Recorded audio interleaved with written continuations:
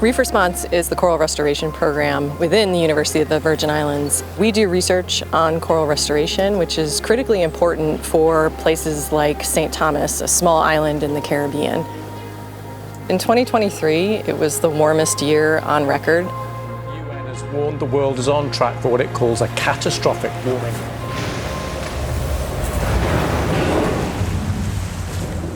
The ocean temperatures got so hot that coral reefs around the world started to bleach.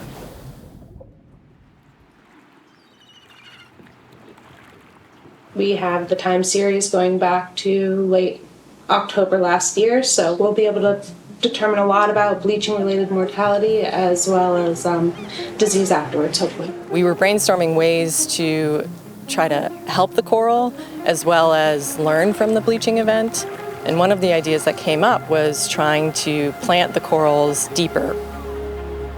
In 2023, Reef Response started the Deep Outplanting Project in response to an anticipated bleaching event. We are looking to test what are the different depths where we can bring the corals where they're going to survive these high temperature events.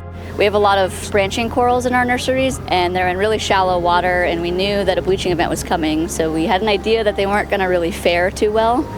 We want to find which corals are going to be the survivors, and what is it about those corals that makes them the survivors. As a rescue effort, we started moving them onto the deeper reefs, where the temperatures are about the same, but the light levels are super reduced.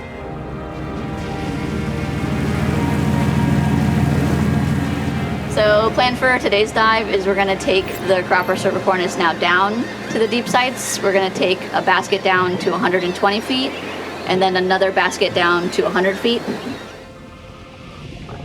One of the unique capabilities that Reef Response has is the ability to do this deep work at depths that typically, recreational divers are not going to.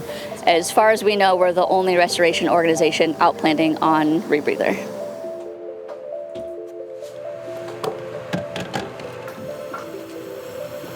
So I ran a plan for 45 minutes at 120 feet, which gives me 30 minutes of decompression if we stay on our rebreathers, but 45 minutes if we have to bail out. My gas usage is fine for me to take 2 40 cubic foot takes. This allows us to get into these deeper habitats that may also be refuges for the corals that are being stressed in the shallower environments. That one.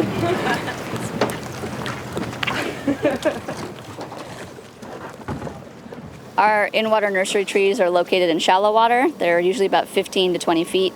So we send a team of divers in to clip the corals off of the trees.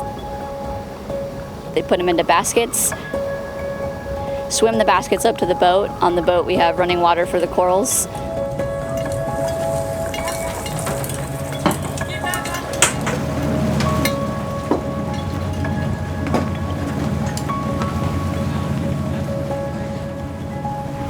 And then we drive to the next site where another team of divers on rebreather brings those same baskets of coral down to 125 feet to be outplanted.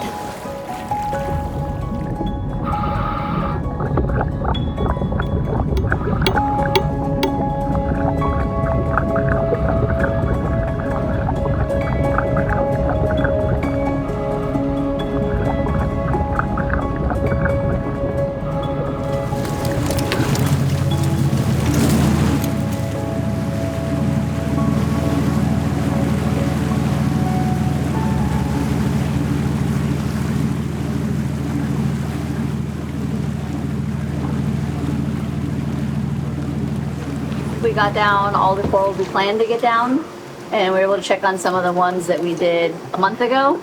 The ones at the 100 were looking better, so maybe 100 foot is the sweet spot for these corals. In 2023, we recorded the same temperatures at our 15-foot site as we did at the 125-foot site. What this showed us was that some of the corals are doing really well very, very deep, and some of the corals are doing well very, very shallow. All throughout this depth gradient, we were recording the same temperatures. So all the corals were experiencing the same heat stress. So we've expanded this experiment to include a molecular component where we are trying to identify actually the specific characteristics of the individuals that might be leading to some of them doing better shallow versus deep. As you descend deeper into the water, there's less light, so it's a lot darker for the corals at 125 feet than the ones at 15 feet. From that, we're learning so much about how these coral reefs play such a vital role in the community of St. Thomas. You could start over there, so you guys work down, and then you can... Mouths of the coral are kind of all gone. At Reef Response, we're not just doing our work in a vacuum. We try to do as much community outreach and community participation as we can. Reef Response are the 3 R's. So we do rescue, research, and restore. We are communicating what we are learning, the challenges that we're seeing, but also some of the successes we're having. Let's go ahead and start with this Orbicella fabulata coral. So we're gonna frag them first, put them on tiles, and then they're gonna go out. This is one that has bleached previously and has recovered. So this is one that we really want to propagate since it's showing some resistance and resilience and has a good chance of surviving out on the reef. Every coral that we outplant, we learn something new. Every coral that survives, we learn something new. So what gives me hope is working with the students and the community members who see our successes and encourage us to do more.